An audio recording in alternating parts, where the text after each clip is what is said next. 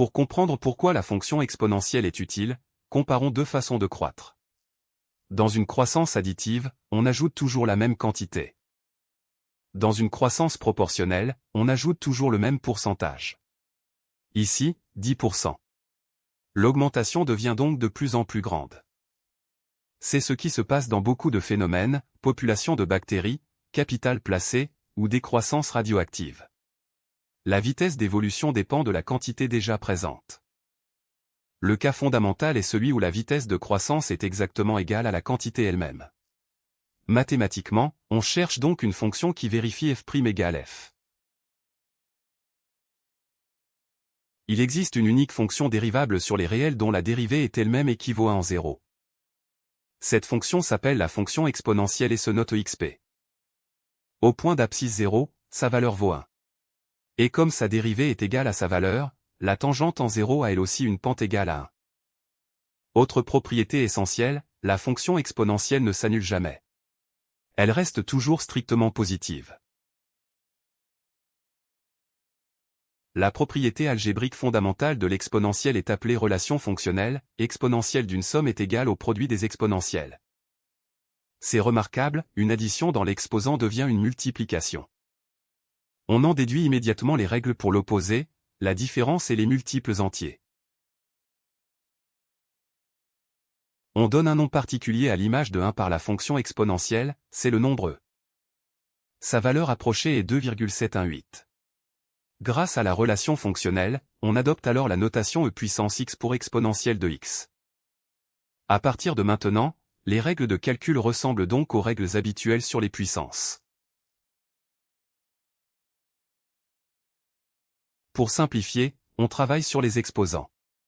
Dans le premier exemple, les produits additionnent les exposants et la division les soustrait. 7-4, puis -5, donne 8. Même principe avec une expression contenant x. Une puissance de puissance multiplie les exposants. Le numérateur devient e puissance 6x. Au dénominateur, 3x plus 1 moins x moins 1 donne 2x. Il reste donc e puissance 4x. La règle la plus simple du chapitre est aussi la plus étonnante, la dérivée de e puissance x et e puissance x.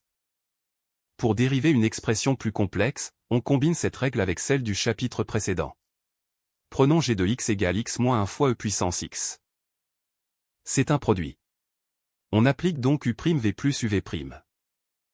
En remplaçant puis en réduisant, les deux termes puissance x se simplifient et on obtient x puissance x.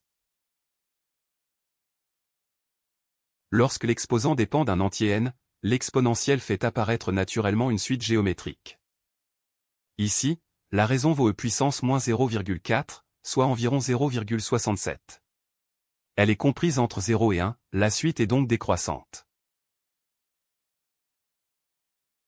Comme la dérivée de la fonction exponentielle est égale à elle-même et qu'elle est toujours strictement positive sur les réels, alors on en déduit que la fonction exponentielle est strictement croissante sur les réels. Sa courbe passe par le point 0, 1. Vers la gauche, elle se rapproche de 0 sans jamais l'atteindre. Vers la droite, elle croît de plus en plus vite. Prenons f de x égale x plus 1 fois e puissance x. On commence par dériver le produit. On factorise ensuite par e puissance x. On obtient f' de x égale x plus 2 fois e puissance x. Puisque e puissance x est toujours positive, le signe de la dérivée dépend uniquement de x plus 2. La dérivée s'annule donc en moins 2. Au point d'abscisse 0, f de 0 vaut 1 et f' de 0 vaut 2. La tangente a donc pour équation y égale 2x plus 1. Pour une exponentielle de la forme puissance kt, la dérivée est k fois e puissance kt. Comme l'exponentielle est toujours positive, le signe de la dérivée est exactement le signe de k. Si k est positif, la fonction croît. Si k est négatif, elle décroît. Dans les deux cas, la courbe passe par 1 lorsque t vaut 0, puisque e puissance 0 vaut 1. Terminons par une situation concrète. On suppose que la vitesse de croissance d'une population de bactéries est égale à 14% de la population présente par heure. Une fonction de la forme à e puissance 0,14 t convient, car sa dérivée est exactement 0,14 fois elle-même. S'il y a 50 000 bactéries au départ, alors elle vaut 50 000. Le modèle est croissant. Après 3 heures, on obtient environ 76 000 bactéries. Après 5h30, environ 108 000. Pour doubler la population, on cherche quand le modèle atteint 100 000. Cela se produit au bout d'environ 4,95 heures, soit environ 5 heures.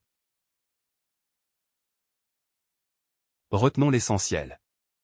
L'exponentielle est sa propre dérivée, elle est toujours positive, elle transforme les sommes en produits et elle est strictement croissante. Avec les fonctions e puissance kt, elle permet de modéliser aussi bien des croissances que des décroissances. C'est pourquoi elle intervient dans tant de phénomènes réels.